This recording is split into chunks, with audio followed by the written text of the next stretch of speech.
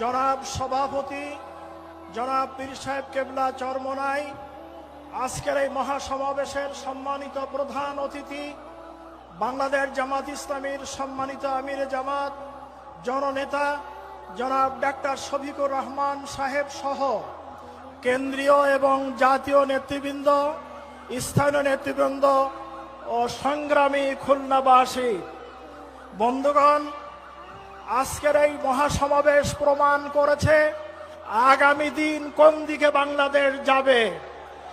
আগামী দিনের বাংলাদেশ কোরআনের বাংলাদেশ, আগামী দিনের বাংলাদেশ এদেশের শহীদের রক্ত ঝরা খুন রাঙা পথে লাল সবুজের বাংলাদেশ, যে বাংলাদেশে থাকবে না কোনো চাঁদাবাজি, যে বাংলাদেশে থাকবে না কোনো রাহাজানি, যে বাংলাদেশে থাকবে না কোনো হানাহানি।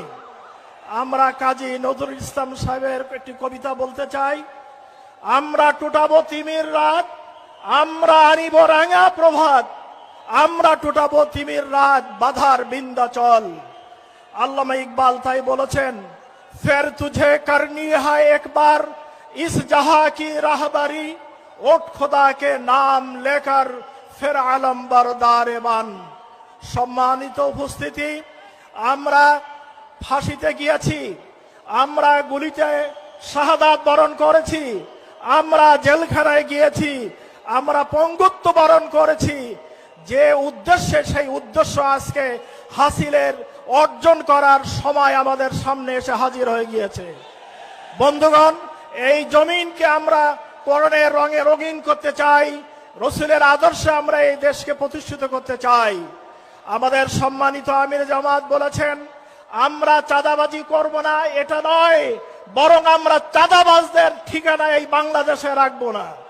এখানে চাঁদাবাজি চলবে না, লুটতারা চলবে না, হাইজাক চলবে না। এখানে চাঁদাবাজ মুক্ত বাংলাদেশ, এটা ইসলামের বাংলাদেশ। এই বাংলাদেশ গড়ার জন্য আমরা সামনে এগিয়ে যাচ্ছি।